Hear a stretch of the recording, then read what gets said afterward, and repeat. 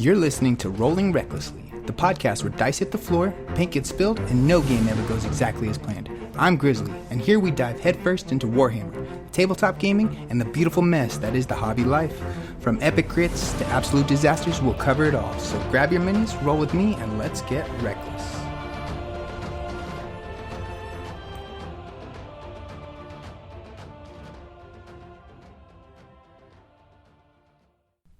Grab your dice, tighten those armor straps, and climb aboard the nearest sky vessel, because today, we're taken to the clouds. Welcome back to Rolling Recklessly, the show where we hype the hobby, celebrate the lore, and try our absolute best to not get tabled by Jesse Stormcast again. I'm your host, Grizzly, and today, we're diving into a faction that has absolutely stolen my heart over the last few weeks, the Kharadron Overlords.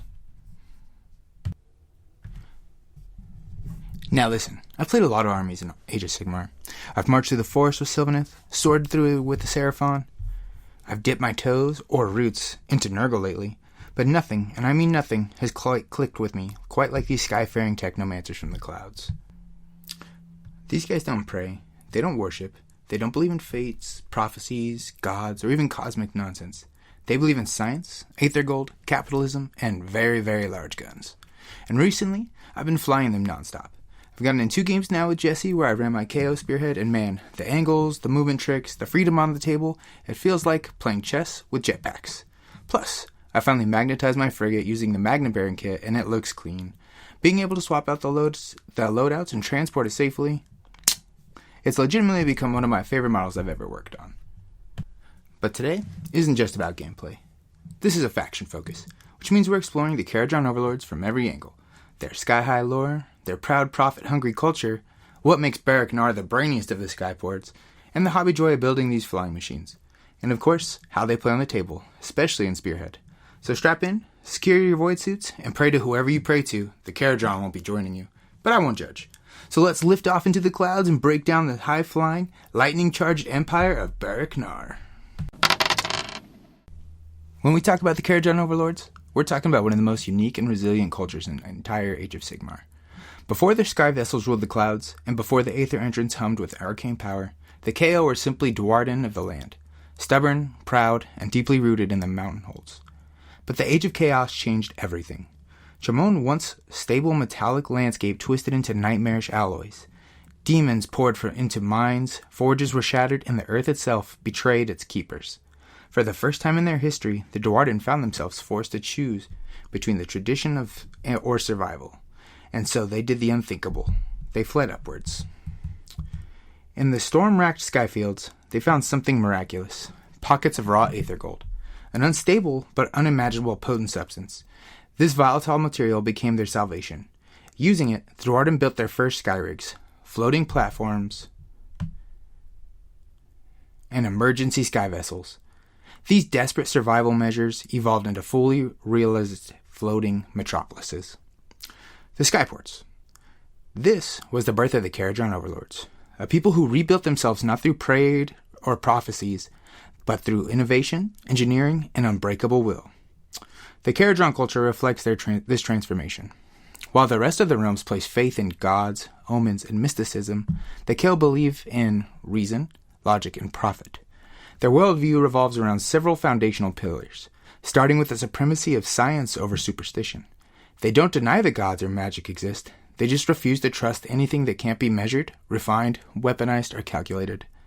Next is the Code, a massive constitution dictating everything from contract law to combat protocol.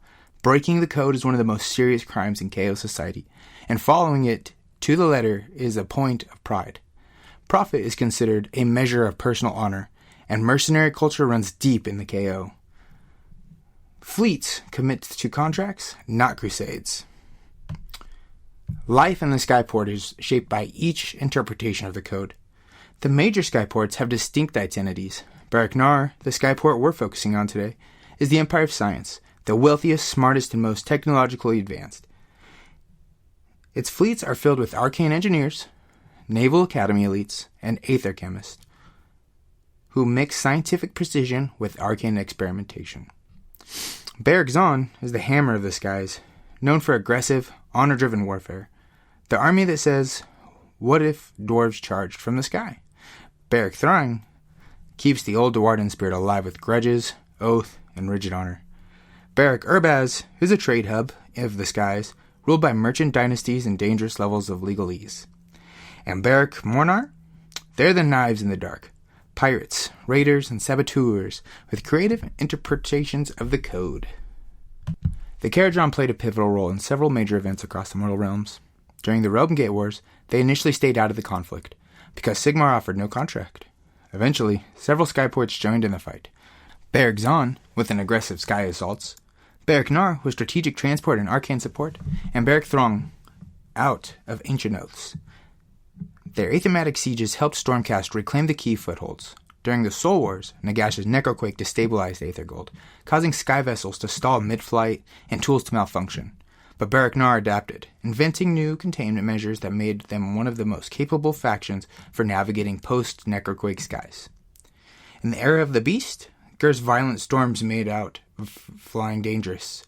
Metal fauna attacked skyvessels, and mining routes became volatile, which led to the rise of specialized monster hunting fleets, like the ones your Von Grimm harpooners fit perfectly into.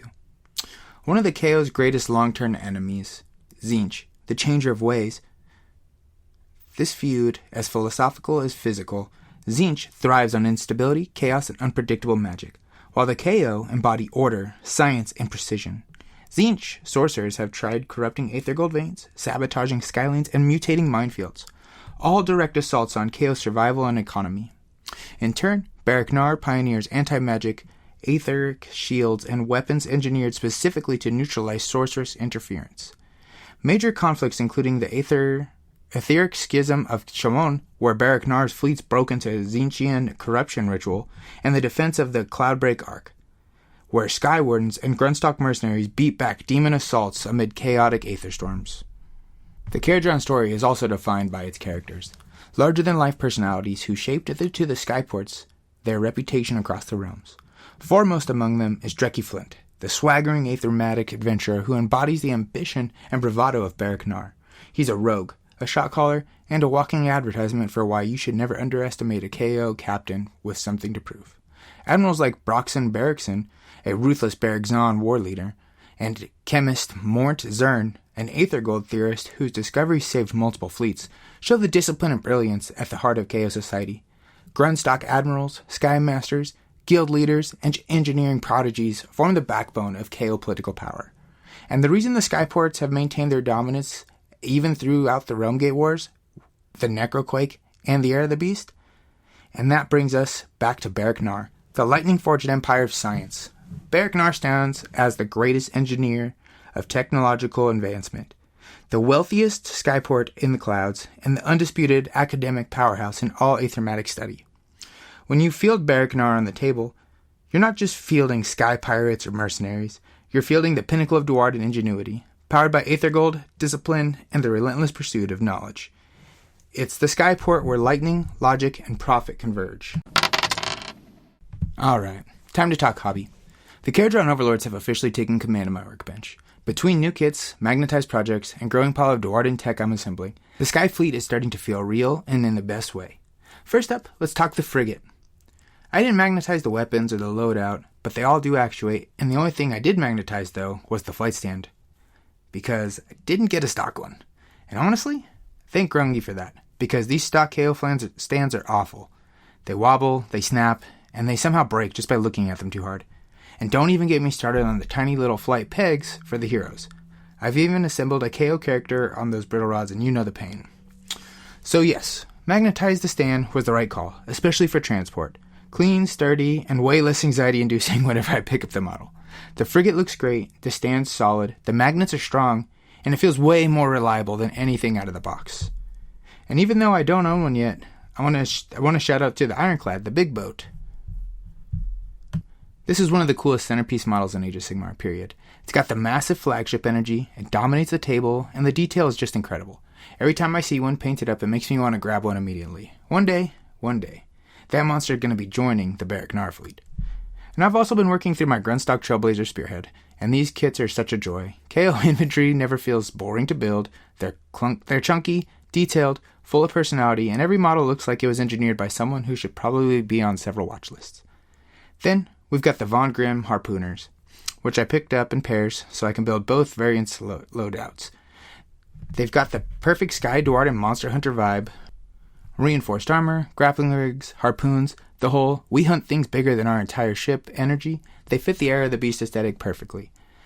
And of course, I had to build Drekki Flynt, lots of style, tons of character, clean sculpt, no nonsense, exactly what a KO hero should be. Lore, hobby, tabletop. He hits all the notes.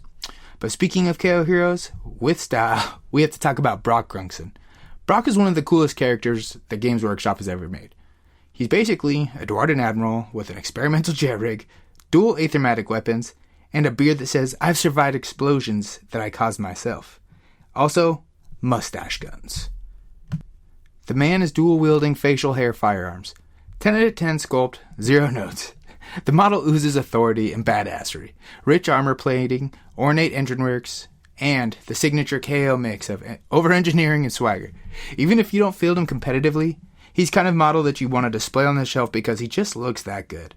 While I'm deep in the KO hobby mode, Casey's been working on something completely different.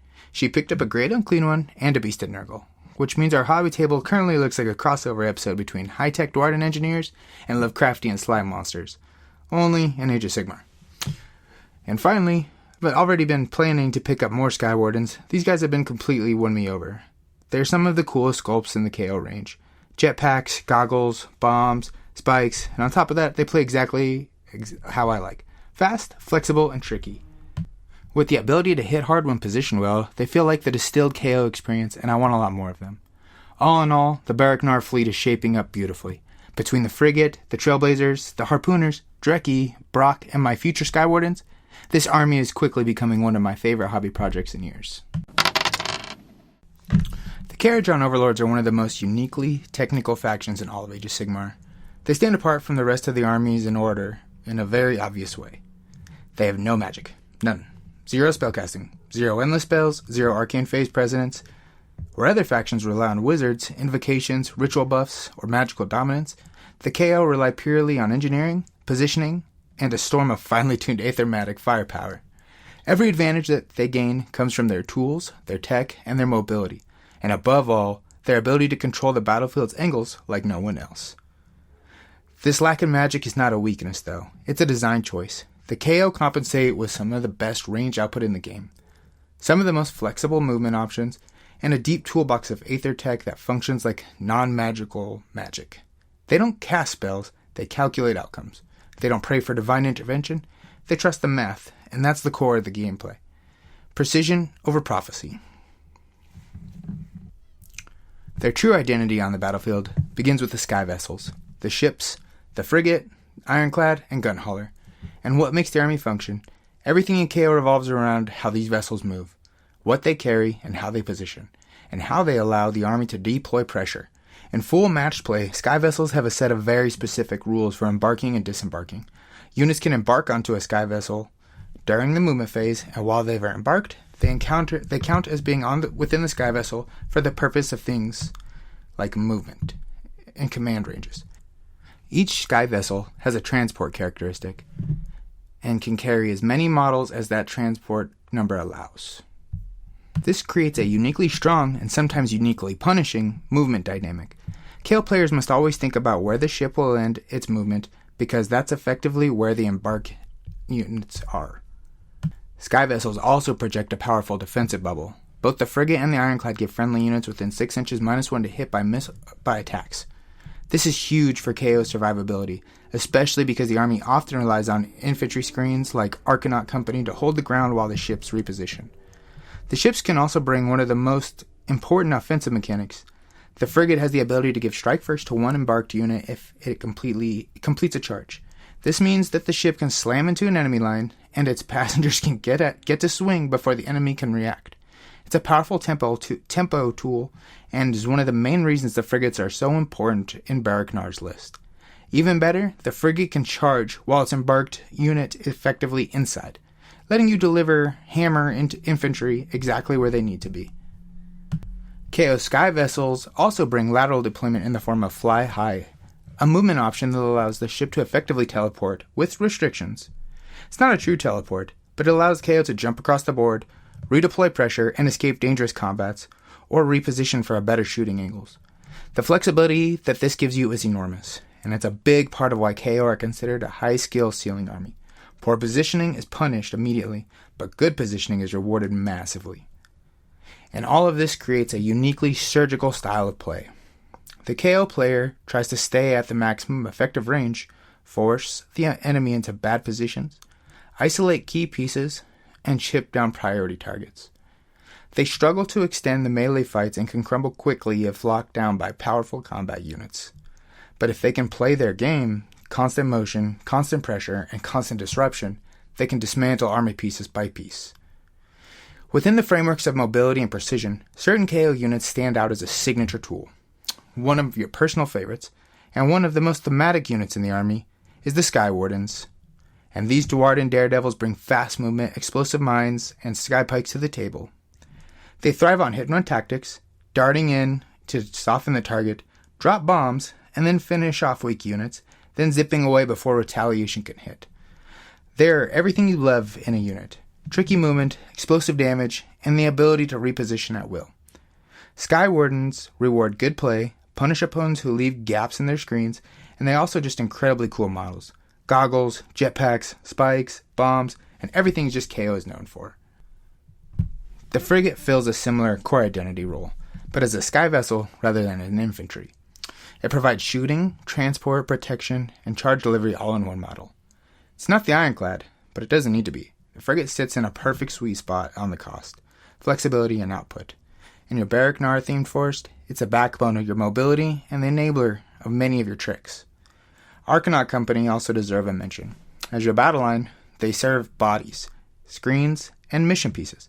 They don't need to delete units, they're there to hold objectives, take hits that your Skywarden shouldn't, and to contribute chip shooting from behind your bigger guns. In KO, even the basic infantry feels like a part of a well-oiled machine.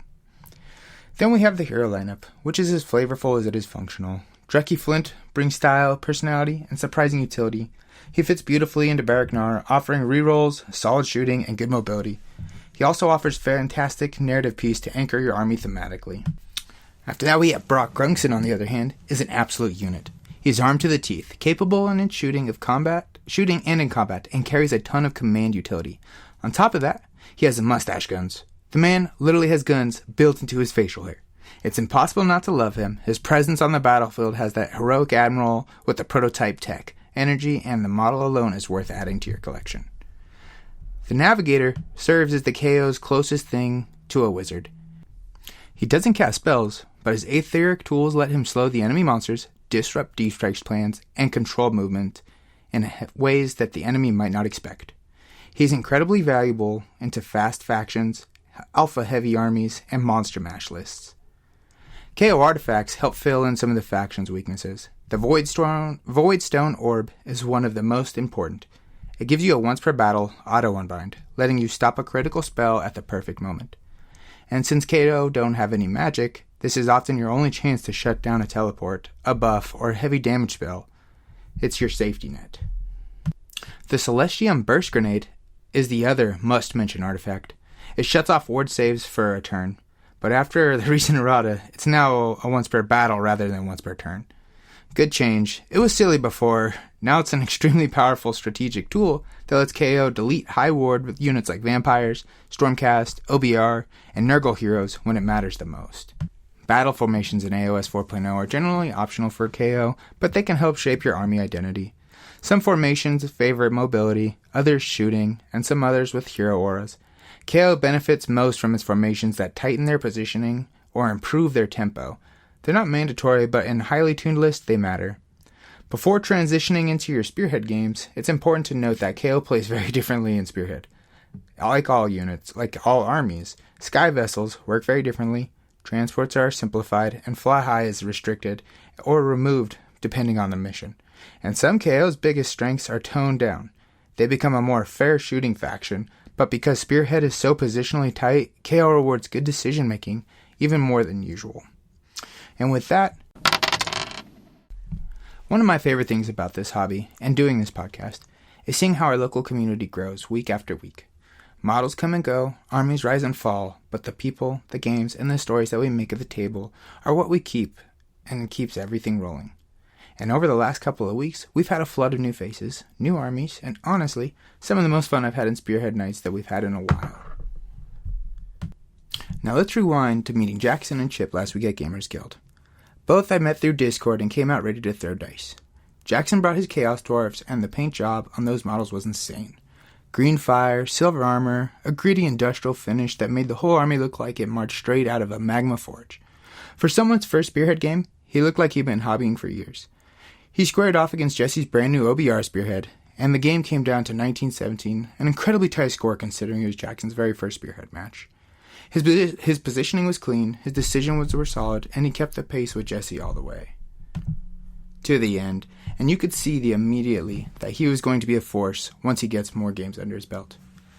Meanwhile, I played a teaching game with Chip, who's got a ton of experience with old world fantasy and 40k. He just moved here from Virginia, and he piloted my Soulblight Overlords Spearhead while I brought out the Seraphon. And before the game even started, he told me he was really interested in the Gloomspite Gitz, especially the squig side of the faction. So yeah, it won't be long before he's bouncing around the table with the mushroom goblins. Our game, though, it was quick and brutal. I went first and launched my Croxigors and Carnosaurs straight into his Blood Knights, and I pinned them in the back line. By the end of the turn 1, the Blood Knights were wiped, and after a small misplay where he charged into the Dino Death Ball, most of his army followed. I was scoring my tactics with the Saurus and Warriors, and while removing chunks of his force. By the time that the turn 1 had ended, I had tabled most of what he had left. Despite the result, we had a great time, and Chip picked up everything incredibly fast.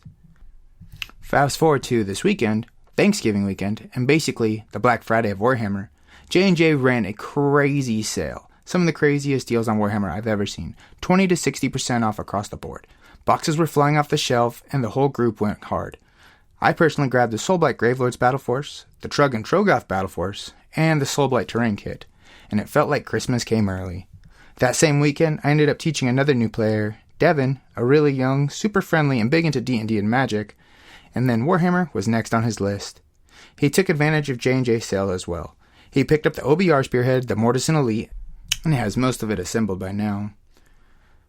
Since he's starting to OBR, I had him run my Soulblight Gravelord so he could get a feel for the Death faction, while I dusted off my Git Mob army for the first time in a long while, and honestly, the game was way closer than I expected. I opened up by pinning his backline in with my Git Mob chariots, and turn 1, and scoring all my early objectives and battle tactics. That put him behind until later in the game, but he made a huge pushback in turns 3 and 4 after a solid double turn, scoring 5 and 6 points and almost scored a comeback. The final score was 19-17 with another tight match. The Gitz pulled it out at the very end with the chariot sprinting across the board for a cheeky objective grab and a battle tactic. While playing, we had another potential new player, this guy named Mike, hanging out watching us play the whole match, asking questions and getting excited about joining the group. He's getting the Skaven box for Christmas, and he's got some old first edition Stormcast, and by the end of the day he told us he plans to fully start coming in on Tuesday nights as well. So in just a span of 2 weeks, we've added Jackson, Chip, Devin, and Mike to the community. 4 new armies, 4 new perspectives, and 4 new reasons our tables keep growing busier and more fun. And that's really the core of this whole hobby. Teaching new players, sharing awesome moments, and building a scene that's welcoming, energetic, and always rolling recklessly forward. Alright guys, that's going to wrap things up for today's episode, and honestly, this felt like a great one to put together. Between diving deep into Barak-Nar and the Kharadron, talking skyvessels and movement tricks, and sharing all the awesome games that we've had in the community lately, it really reminds me of why Age of Sigmar keeps pulling me back in. It's the lore, it's the models, but most of all, it's the people and the stories that we build along the way. Now looking ahead, next week we're switching gears and doing one of my favorite types of episodes, a full gameplay and meta breakdown. And not just any gameplay episode, we're talking the Spearhead tournament that was held at Funkatronics. The training games, the matchups, the clutch plays, and the weird dice moments and how it all shook out. It was honestly one of the coolest nights we had as a group, and I want to do it justice.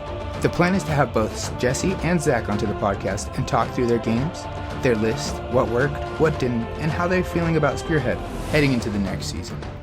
It'll be casual, fun, and full of friend group banter, and that's what always makes these episodes so fun.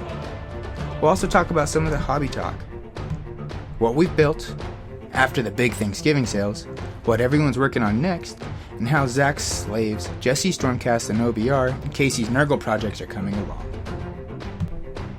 So yeah, next week is shaping up to be a great one. A full Spearhead tournament breakdown, special guest, community highlights, and plenty of dice rolling chaos, so don't miss it.